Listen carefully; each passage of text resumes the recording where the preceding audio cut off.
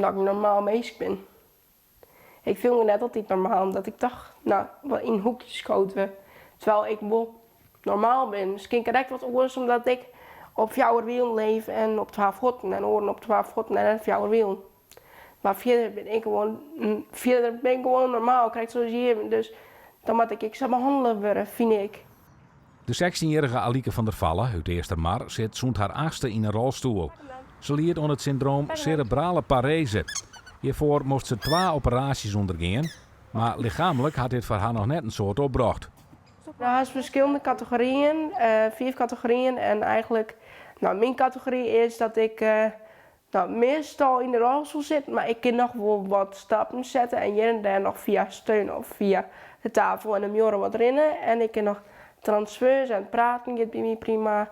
Mijn zicht is prima, niks mis met mijn eigen. En bij andere categorieën had ze er wel last van. Hoewel Alieke in een rolstoel zit, betekent het net dat ze net goed bij de pinken is. Maar dus wordt er gauw naar de eerste indruk zien en dat smiet voor haar in het dijstig leven zwerigheden op.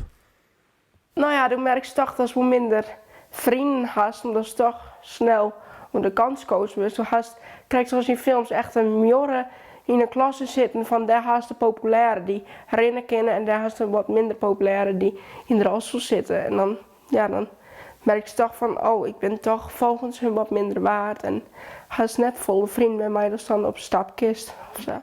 Alieke had de eindexamens achter de rug en dat betekent dat ze het 10 weken vakantie had. Ze zou dan ook graag aan het werk willen, liek als al haar orenleeftijdsgenoten.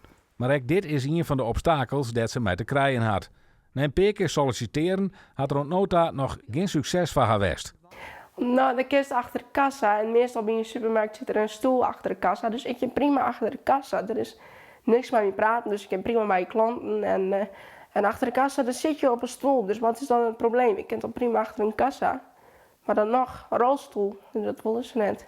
Ik kan net mij praten. Als ze dan thuis komen van het werk en ze vertellen hoe, dat ze die en die in de winkel gaan zoeken of zo. Ik weet het, ik ken dat net. Ik zit er dan wat stiltjes bij en ik denk van, kan ik wat vertellen? Maar ik kan niks vertellen. Soms breekt het echt mijn hart wel een beetje. Ik klinkt echt heel sneu, maar het is wel zo.